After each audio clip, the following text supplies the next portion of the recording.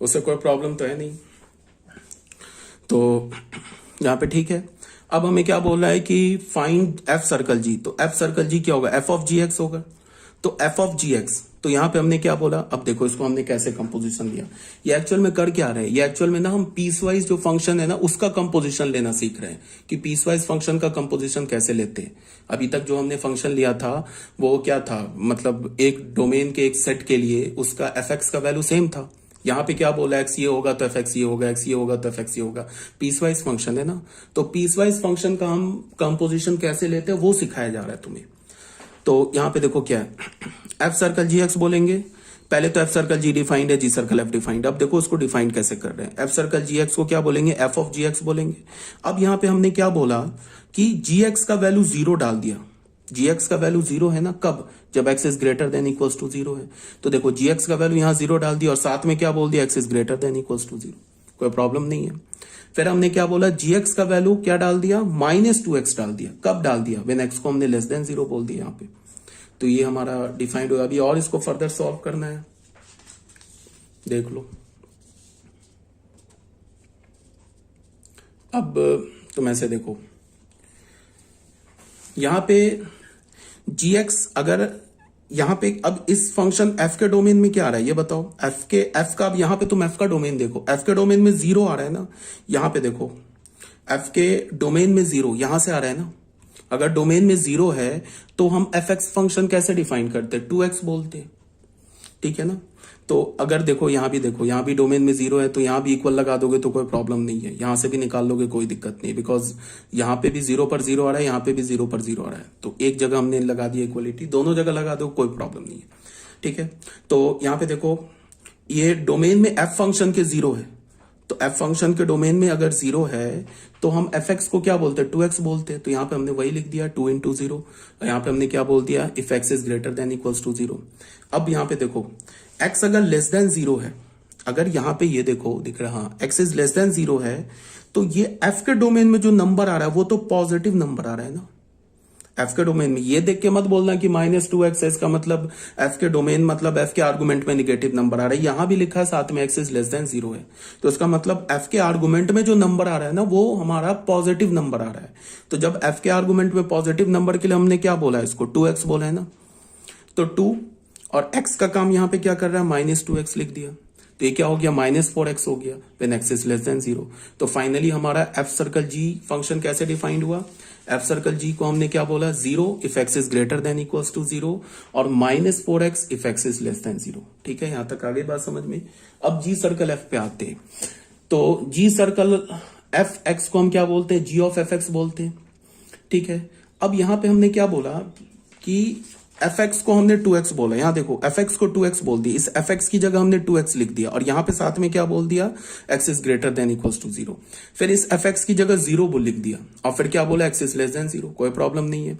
अब तुम जी फंक्शन देखो, जी फंक्शन के आर्गुमेंट में कैसा नंबर गया, नॉन निगेटिव नंबर गया। तो जी फंक्शन के आर्गुमेंट में अगर नॉन निगेटिव नंबर है तो उसका वैल्यू क्या होता है, जीरो होता है ना। तो यहाँ पे जीरो आ गया। और यहाँ पे जी फंक्शन का जी जीरो पे क्या होगा बताओ, जी जीरो पर जीरो है तो जी जीरो पे जीरो हो गया। इसका क्या मतलब हो गया, जी सर्कल एफ एक्स किसके इक्वल हो गया, जीरो के इक्वल हो गया। For all x belongs to R, सारे एक्स के लिए हो गया ना। X is greater than equals to zero और लेस देन जीरो के लिए हो गया g of f x zero हो गया। तो इसका क्या मतलब हो गया, g of f x is equal to zero for all x belongs to are, ठीक है। तो अभी हमारा जो कंपोजिशन ऑफ फंक्शन है इसका सारे क्वेश्चन कंप्लीट हो गए। अब यहाँ पे मैं ना तुम्हें properties of composition of function ये बता रहा हूँ। इसमें मैंने मोस्ट ऑफ द प्रॉपर्टी को प्रूफ नहीं किया है, ठीक है। ऐसे इसकी प्रूफ की कोई जरूरत भी नहीं है, ठीक है। अगर तुम प्रूफ करना देखना चाहते हो तो खुद से कर लो, प्रूफ है, या किसी बुक से देख लो। इसके प्रूफ की कोई जरूरत नहीं है, सिर्फ तुम थ्योरम याद रखो, थ्योरम में क्या बोला जा रहा है, ठीक है। जैसे हमने, अच्छा सेट तो तुम लोग को अभी नहीं पढ़ा है, ठीक है। तो इसमें क्या बोला जा रहा है, the composition of function is not commutative. किसी भी दो फंक्शन का कॉम्यूटेटिव नहीं होता इन जनरल, यहां पे लिख लो in general, that is f circle g is not equals to g circle, ठीक है। मैंने क्या बोला है कि दो फंक्शन का जो कंपोजिशन होता है वो इक्वल नहीं होता इन जनरल। ऐसा भी हो सकता है कि एफ सर्कल जी डिफाइंड हो, जी सर्कल एफ डिफाइंड ही ना हो। ऐसा भी हो सकता है कि दोनों डिफाइंड ना हो। ऐसा भी हो सकता है कि दोनों डिफाइंड हो बट इक्वल ना हो। ऐसा भी हो सकता है कि दोनों डिफाइंड और इक्वल भी हो जाए। तो क्या बोल रहा हूं मैं कि एफ सर्कल जी और जी सर्कल एफ इक्वल नहीं होता है इन जनरल। इसका मतलब composition of function is not commutative in general. हो भी सकता है बट इन जनरल क्या होता है, इक्वल नहीं होता है। तो ये हो गया हमारा थ्योरम 1। ठीक है, थ्योरम नंबर 2 में क्या बोला जा रहा है, the composition of function is associative अगर एग्जिस्ट करे तब। मान लो कि एफ सर्कल जी कंपोजिशन एच ये एग्जिस्ट कर रहा है, फिर एफ कंपोजिशन जी सर्कल एच ये दोनों एग्जिस्ट कर रहा है। अगर दोनों एग्जिस्ट कर रहा है तो ये दोनों इक्वल होगा 110%। अगर मान लो एफ सर्कल जी सर्कल एच ये एग्जिस्ट कर रहा है बट ये एग्जिस्ट नहीं कर रहा है, तब तो इक्वल ही नहीं होगा। जब एग्जिस्ट ही नहीं कर रहा है एक, तो फिर इक्वल की कोई बात ही नहीं उठती है, कोई सवाल ही नहीं उठता है। अगर एफ कंपोजिशन जी कंपोजिशन एच और एफ कंपोजिशन जी कंपोजिशन एच ये दोनों एग्जिस्ट कर रहा है किसी फंक्शन के लिए, एफ जी एच के लिए, तो दोनों इक्वल होगा, इस बात की गारंटी है। ठीक है, ये हो गया हमारा, इसीलिए मैंने लिखा एग्जिस्ट एग्जिस्ट, तो ये दोनों इक्वल होगा। अब आ जाओ थ्योरम नंबर, इसका मतलब क्या हुआ कि composition of function is associative if it exist. अगर एग्जिस्ट करेगा तो एसोसिएटिव होगा, नहीं करेगा तो नहीं होगा। कॉम्यूटेटिव नहीं है बट एसोसिएटिव है अगर एग्जिस्ट करे तो। थ्योरम नंबर 3 में क्या बोल रहा है, the composition of two bijective is bijection is a bijection, that is f and g are two bijection, then g circle f is also bijection. देखो, दो बाइजेक्शन फंक्शन का जो कंपोजिशन होता है वो हमेशा बाइजेक्शन होता है। बट फिर कंडीशन क्या है कि अगर मैं बोल रहा हूं कि एफ बाइजेक्शन है, जी बाइजेक्शन है, तो जी सर्कल एफ भी बाइजेक्शन होगा। लेकिन कंडीशन क्या है कि जी सर्कल एफ एग्जिस्ट करना चाहिए। जी सर्कल एफ भी बाइजेक्शन होगा, एफ सर्कल जी भी बाइजेक्शन होगा, बट कंडीशन क्या है कि वो एग्जिस्ट करना चाहिए। अगर एग्जिस्ट कर गया, एफ और जी बाइजेक्शन है और जी सर्कल एफ एग्जिस्ट कर रहा है, तो 100% वो बाइजेक्शन है। और एफ सर्कल जी भी एग्जिस्ट कर रहा है तो भी 100% वो बाइजेक्शन ही है। ठीक है, अब इस सबका प्रूफ क्या है, कोई जरूरत नहीं है प्रूफ का, टाइम वेस्ट होगा। प्रूफ काफी लंबा लंबा सब है, उस सबको काफी लेंथी प्रूफ है, तो उसका कोई जरूरत नहीं है, एज इट इज। तब भी अगर देखना चाहते हो तो बुक देख लो, किसी बुक से मिल जाएगा प्रूफ, बट इसकी जरूरत नहीं है। अब क्या बोला जा रहा है कि हमारे पास एक फंक्शन है from set A to set B, then f composition, f का हमने कंपोजिशन लिया आइडेंटिटी फंक्शन के साथ, ए के साथ। हमने एक आइडेंटिटी फंक्शन बनाया सेट ए में, ठीक है, या हमने f composition identity function in A, या आइडेंटिटी फंक्शन एक बी कंपोजिशन एफ, ये एफ के इक्वल होगा। That is the composition of any function with identity function is the function itself. सबसे पहला सवाल ये उठता है कि आइडेंटिटी फंक्शन को हमने एफ फंक्शन के राइट साइड पे लिया, मतलब क्या है, f composition identity function in A लिया है। ऐसा नहीं लिया identity function in A composition f नहीं लिया। क्यों नहीं लिया? Because identity function in A composition f function defined ही नहीं होगा। क्यों नहीं होगा वो देख लेते हैं। एफ हमारा क्या फंक्शन है, ए से बी में। एफ हमारा फंक्शन है ए से बी में, और आइडेंटिटी फंक्शन इन ए जो होगा वो क्या होगा, ए से ए में होगा। आइडेंटिटी फंक्शन जो बी होगा वो क्या होगा, बी से बी में होगा। तो अब अगर हम लोग देखते हैं, अगर हमने लिया identity function in A composition F, तो इसका क्या मतलब है? इसका यह मतलब है कि एफ का जो रेंज होगा वो आइडेंटिटी फंक्शन के डोमेन का सबसेट होना चाहिए। तो एफ का रेंज हमें कहां से मिल रहा है, सेट बी में मिल रहा है, और आइडेंटिटी फंक्शन का डोमेन क्या, सेट ए। तो इसका मतलब ये डिफाइन नहीं होगा, नॉट डिफाइन। ठीक है ना।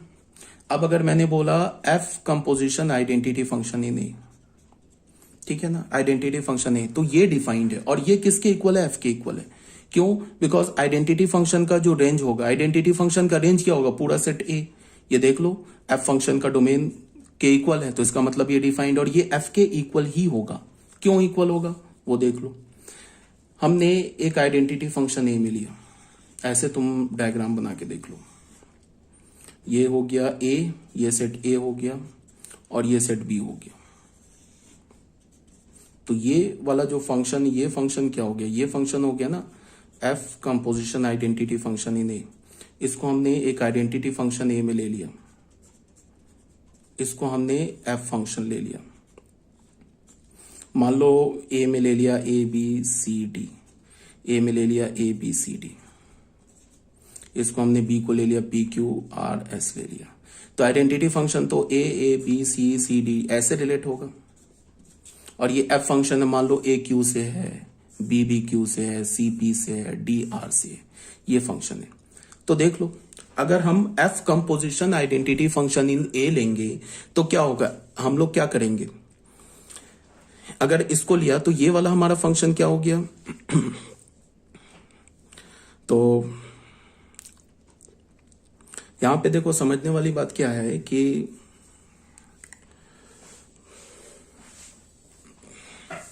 यहां पे इसको ऐसे तुम देखो, ये जो फंक्शन है ये क्या होगा, f composition identity function in A लिया तो ये आइडेंटिटी फंक्शन ए से एफ में जाएगा। तो इसको तुम देखो, ए का इमेज यहां से यहां जाएगा ए टू बी, एफ जो हमारा फंक्शन होगा ना, इसको हम कैसे डिफाइन करेंगे, f composition identity function in A, ये क्या होगा, ए से सेट बी में जाएगा, ए से सेट बी में तो एफ भी जा रहा है। उसके बाद क्या है कि देखो, ए का यहां पे इमेज ए मिला, फिर ए का इमेज क्या मिल गया, क्यू, फंक्शन में भी देखो ए का इमेज क्यू है, फिर यहाँ पे आइडेंटिटी फंक्शन से जाएंगे तो बी का इमेज बी, और फिर यहाँ पे बी का इमेज क्या मिल गया, क्यू, फंक्शन में भी बी का इमेज क्यू है, फिर सी का इमेज सी, फिर सी का इमेज पी, फंक्शन में भी सी का इमेज पी है, फिर डी का इमेज डी और डी का इमेज आर, फंक्शन एफ में भी डी का इमेज आर है।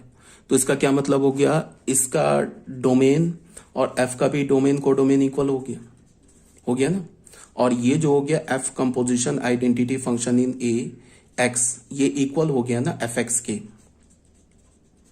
For all x belongs to A, नहीं इक्वल हो गया, इमेज भी सेम है ना। देखो इसका फंक्शन देखो, इस फंक्शन, चलो मैं इसको थोड़ा और कुछ बच्चे कंफ्यूज कर जाएंगे, उसके लिए एक काम करते हैं, मैं चलो करके ही दिखाता हूं। F composition identity function in A, इसका पहला, इसका डोमेन क्या, सेट ए का एलिमेंट पहला क्या है ए, तो ए लिया, ये किसके इक्वल हो गया, एफ ऑफ,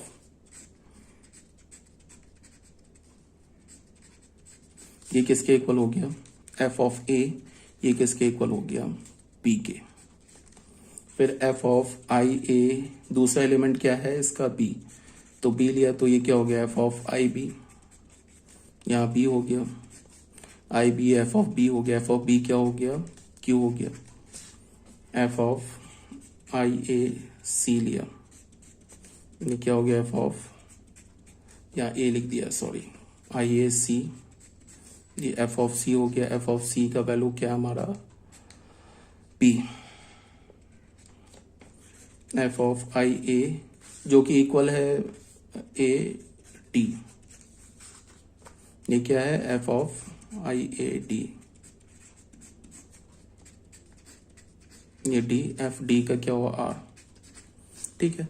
तो ये देख लो ना, एफ ऑफ आई ए और एफ ए दोनों एक इक्वल है, F of I A B और एफ बी ये भी इक्वल है, एफ ऑफ आई ए और एफ सी ये भी इक्वल है, F of I A D और एफ डी ये भी इक्वल है। तो इसको हम क्या लिख सकते हैं, F of I A X is equal to F X for all x belongs to set A, ऐसे लिख सकते हैं ना।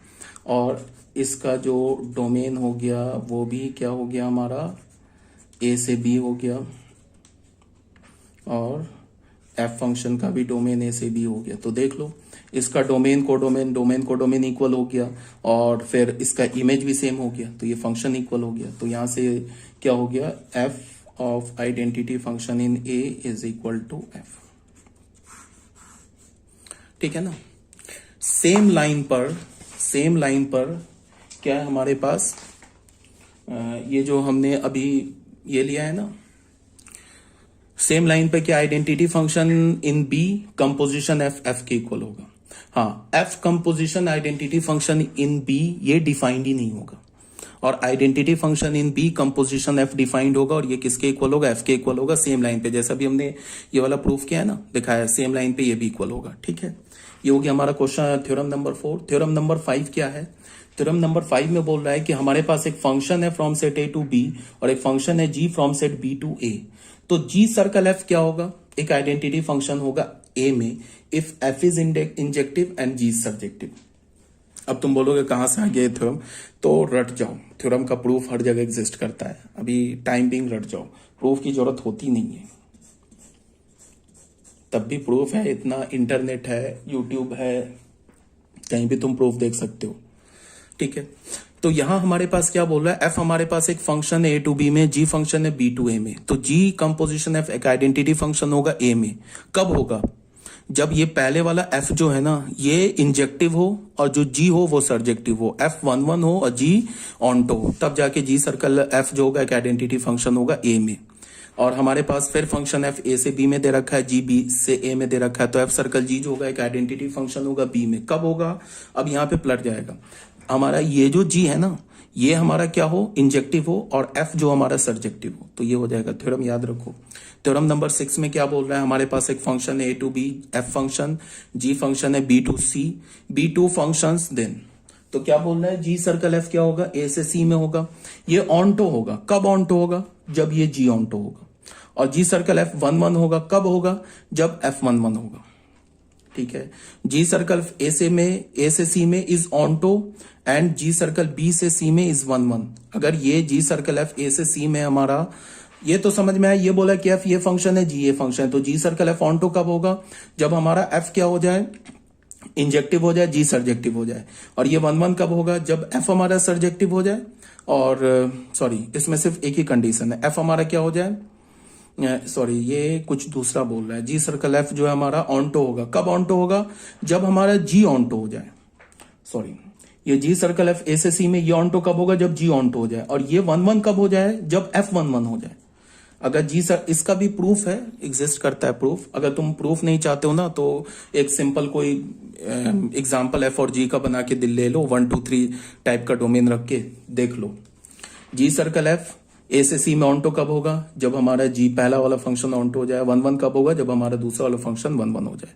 बस तुम याद रखो कि जी सर्कल एफ ऑन्टो कब होगा, जब पहला फंक्शन ऑन्टो हो जाए। ये जी सर्कल एफ 1 1 कब होगा, जब हमारा दूसरा फंक्शन 1 1 हो जाए। ठीक है, अब जी सर्कल एफ ए से सी में is onto and G onto है, जी सर्कल एफ जो है ना वो ऑन्टो है, और जी अगर हमारा 1 1 है तो एफ जो होगा ना ए से सी में ये ऑन्टो होगा।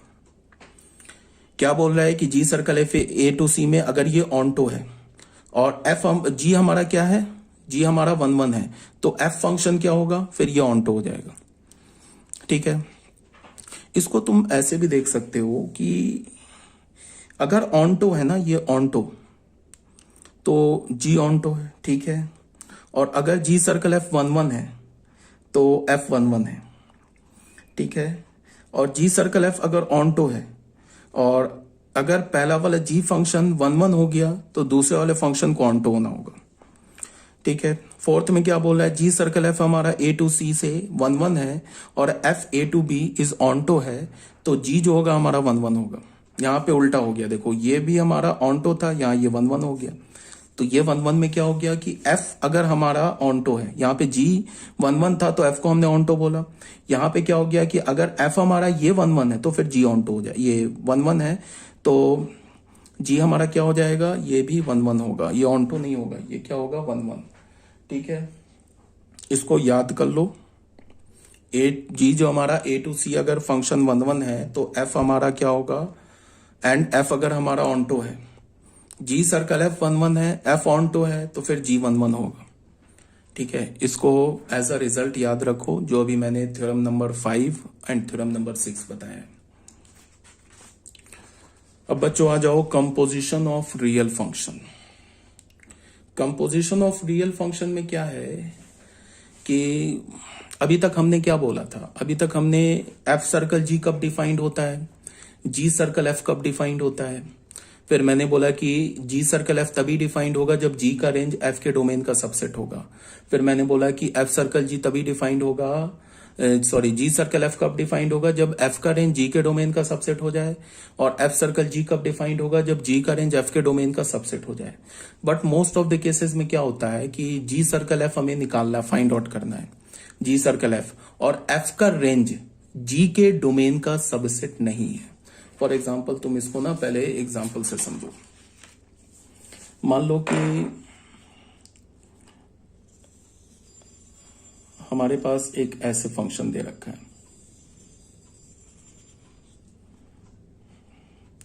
हमारे पास ए सेट ये दे रखा है, बी सेट ये दे रखा है, और एक तीसरा सेट हमारे पास ऐसे दे रखा है, जो सी सेट मान लेते हैं इसको हमने।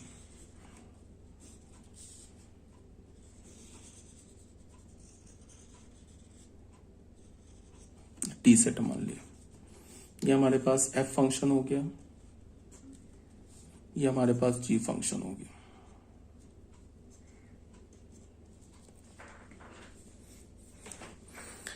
अब क्या है कि तुम इसको ऐसे देखो कि अब इस केस में ना एफ का जो रेंज है ना वो जी के डोमेन का सबसेट नहीं है। मतलब कि जो ये हमारा फंक्शन इधर से हम जी सर्कल एफ बोलेंगे तो एफ का रेंज ये सॉरी हाँ, एफ का रेंज जी के डोमेन का सबसेट नहीं है। बट क्या है कि जो एफ का रेंज है ना, रेंज का कुछ एलिमेंट, रेंज देखो ए सेट को बी सेट का सबसेट कब बोलेंगे, जब ए सेट के सारे एलिमेंट बी सेट में लाई करें तभी तो ए को बी का सबसेट बोलेंगे। बट क्या है हमारे पास कि तुम ऐसे देखो, इसको ना एग्जांपल से समझो। 1 2 3 4 ले लिया, 5 6 7 8 9 ले लिया। एक फंक्शन हमने ऐसे डिफाइन कर लिया,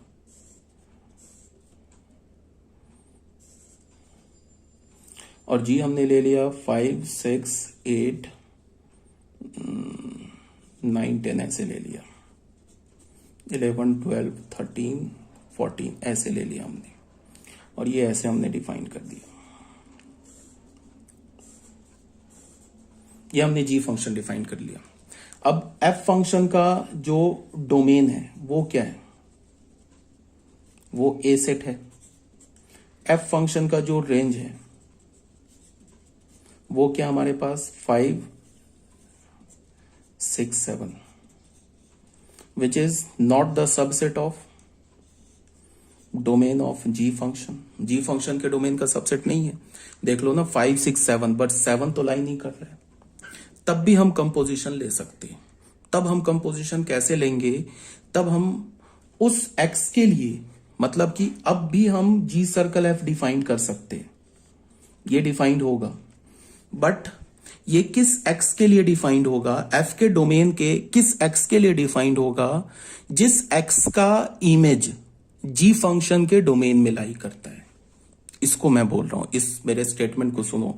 तब भी हम जी सर्कल एफ को डिफाइन करेंगे। यहां पे ऑब्वियस बात है ना, एफ का जो रेंज है वो जी के डोमेन का सबसेट नहीं है।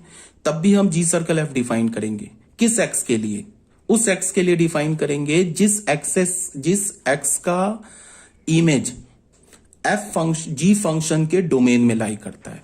तो देखो किसका इमेज लाई करता है, 1 का इमेज 5 है तो ये 5 लाई करता है। इसका मतलब एफ जी सर्कल एफ का जो डोमेन लेंगे, डोमेन का एक एलिमेंट 1 आ जाएगा। ठीक है, उसके बाद देखो 2 का इमेज 5 है तो ये जो इमेज है ना 5, ये यहां भी लाई करता है तो ये जी सर्कल एफ के डोमेन में ये 2 भी आ जाएगा। फिर देखो एफ का यहाँ पे 3 का इमेज 6 भी लाई कर रहा है जी के डोमेन में, तो उसका मतलब ये जो 3 है ये जी सर्कल एफ के डोमेन में आ जाएगा। फिर अब आ जाते 4 का इमेज 7 है, 7 तो लाई नहीं कर रहा है, तो इसका मतलब क्या है कि अब हमें जी सर्कल एफ के डोमेन से ये 4 को हटाना पड़ेगा। जी सर्कल एफ के डोमेन से हमें ये 4 को हटाना होगा। अब क्या होगा, ये जी सर्कल एफ का जो डोमेन है ना ये चेंज हो जाएगा। पहले हम जी सर्कल एफ के डोमेन को आंख बंद करके क्या बोलते थे, जो एफ का डोमेन है यही बोलते थे ना। अब हम क्या बोलेंगे, जी सर्कल एफ के डोमेन का क्या बोलेंगे कि the set of all X, यहां पे ऐसे लिख रहे हैं domain of G circle F लिख रहे हैं। जी सर्कल एफ के डोमेन को हम क्या बोलेंगे, the set of all X such that F X जो है ना, ये इमेज है ना, belongs to domain of G. अब ये जी सर्कल एफ का डोमेन हो जाएगा। अब जैसे अगर मैं बोलूं कि domain of F circle G, इसके डोमेन को क्या बोलेंगे, the set of all X such that G X Y जो होगा belongs to domain of F. ऐसे अब हम फंक्शन डिफाइन कर लेंगे। और कोडोमेन तो सेम होगा। कोडोमेन इस केस में जी सर्कल एफ का कोडोमेन क्या होगा, जो जी का कोडोमेन होगा। इस केस में एफ सर्कल जी का कोडोमेन क्या होगा, जो एफ का कोडोमेन होगा। बट यहां पे जी सर्कल एफ और एफ सर्कल जी के डोमेन का डेफिनेशन चेंज हो गया। क्या हो गया डोमेन का डेफिनेशन चेंज? जी सर्कल एफ का डोमेन क्या होगा, हमें उस एक्स को लेना है। एफ सर्कल जी सर्कल एफ का डोमेन क्या होगा, एफ के डोमेन में हमें उस एलिमेंट को लेना है जिस एलिमेंट का इमेज जी फंक्शन के डोमेन में लाई करता है। उस एक्स को लेना है, वो एक्स का वैल्यू या जी सर्कल एफ के डोमेन में लाई करेगा। एफ सर्कल जी में हमें उस एक्स को लेना है जिसका इमेज जी एक्स, जी का इमेज क्या होगा, जी एक्स, एफ फंक्शन के डोमेन में लाई करे। तो वो एफ कंपोजिशन जी का क्या बन जाएगा, डोमेन बन जाएगा। ठीक है। अब कोई एक सोचेगा क्या कि मान लो कि 5 6 7 के अगर मान लो कि एफ फंक्शन का जो इमेज होगा एफ एक्स, मतलब कि एफ फंक्शन का जो इमेज है, कोई भी इमेज जी फंक्शन के डोमेन में लाई ना करे। अब मान लो कि यहाँ पे 5 6 7 की जगह मान लो यहाँ पे होता 16 17 18 19 होता, तो एफ का जो इमेज है कोई भी इमेज जी के डोमेन में नहीं लाई कर रहा। इसका मतलब क्या है कि एफ का रेंज और जी का डोमेन का इंटरसेक्शन 5 है। अगर ऐसा हो जाए ना, ऐसा हो जाए रेंज ऑफ एफ, यहां पे देखो इस केस में क्या है, रेंज ऑफ एफ का इंटरसेक्शन डोमेन ऑफ जी के साथ, ये तो 5 नहीं है ना। और इस केस में क्या है, रेंज ऑफ जी, अच्छा इस केस की बात करें, यहां पे जो भी डायग्राम ड्रॉ किया है, इस केस में 5 तो नहीं है। तो इस केस में क्या हो जाएगा कि जी सर्कल एफ को हम डिफाइन करेंगे। कैसे डिफाइन करेंगे, इसका डोमेन क्या होगा, ये डोमेन हो जाएगा। और रेंज क्या होगा, जो जी, ये रेंज कह रहा हूं, कोडोमेन क्या होगा, जो जी का कोडोमेन होगा। बट अगर रेंज ऑफ एफ का रेंज जो है वो और डी के डोमेन का, जी फंक्शन के डोमेन का इंटरसेक्शन 5 आ जाए, इसका मतलब क्या है कि एफ का रेंज जो है वो एफ के रेंज का कोई भी एलिमेंट जी फंक्शन के डोमेन में लाई ही नहीं करता है। तब तो जाके फाइनली हम बोलेंगे जी circle f is not defined. अगर एफ के रेंज का एक भी एलिमेंट जी फंक्शन के डोमेन में लाई कर जाए, तब जाके फिर जी सर्कल एफ डिफाइंड हो जाएगा। और जी सर्कल एफ का डोमेन क्या होगा, यहां पे लिखा है। अगर जी के रेंज का एक भी एलिमेंट एफ फंक्शन के डोमेन में लाई कर जाए, तो फिर एफ सर्कल जी डिफाइंड हो जाएगा। और एफ सर्कल जी का डोमेन क्या होगा, जो यहां पे लिखा है।